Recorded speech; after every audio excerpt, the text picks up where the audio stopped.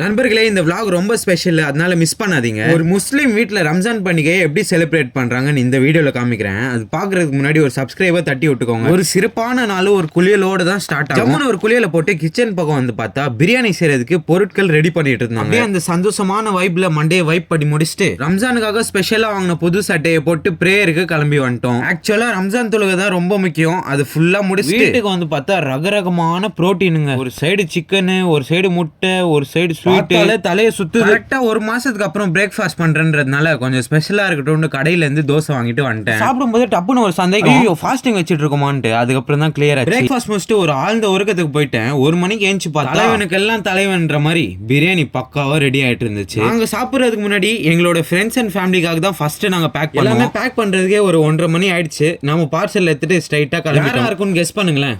ஆமா, நம்ம மேகி பிரியாணி வாங்கி கூடான்னு சட்டுன்னு கூப்பிட்டு உடனே கீழே வந்துட்டான். என்ன ஒரு ஆனந்தம் அந்த கரடி முஞ்சனுக்கு. அடுத்து என்ன, நம்ம வயிற்றுக்கும் நம்ம போடணும்ல. நல்லா கம்ஃபர்டபுளா சாப்பிடணும்னு சொல்லிட்டு பெட்ல உட்காந்து போன்ல பக்காவா ஒரு சீரிஸை வச்சுட்டு அவ்வளவுதான் போட்டு இறக்க வேண்டியதுதான். ஒரு சிக்கமான திடீர் சம்பவம் ஆயிடுச்சு. சாப்பிட்டுலாம் முடிச்சுட்டு மொட்டை மாடியில சும்மா காத்து வாங்கலான்னு உட்காந்துருந்தேன். நம்ம காலாண்ட வந்து கிரிகிரின்னு சவுண்ட் விடுறான். பார்த்தா இவ்வளவு பெருசா இருந்து இடத்த காலி பண்ணிட்டு நம்ம பச்சை பாய்ஸ்க்கு தண்ணி ஊத்தியாச்சு. ஒரு சின்ன துண்டு ஆலோவேரா எடுத்துன்னு வந்திருந்தேன் மூஞ்சில அப்ளை பண்ணலாம்னு சொல்லிட்டு. ஒரு 20 நிமிட்ஸ்க்கு அப்புறம் பார்த்தா செம பிரைட் ஆயிட்டு இருக்கு. இதுக்கு மேல எதுவுமே வேலை இல்ல. அதனால மேகியை கொட்டிட்டு ஸ்ட்ரைட்டா வாக்கிங்லயே பார்க்குக்கு போயிட்டோம். ஒரு காலத்துல பேட்மிண்டன் பிளேயருங்க நானு. ஆனா இப்போ ரைட் ஹேண்ட்ல விளையாடுற நிலைமை. சரி நண்பர்களே, இந்த vlog அவ்வளவுதான். எப்படி இருக்குன்னு கமெண்ட்ஸ்ல சொல்லுங்க. பிஸ்கஃப் ப்ரௌனி சாப்பிட்டுட்டு இந்த vlog ஃபினிஷ் பண்ணிக்கிறேன். Bye guys.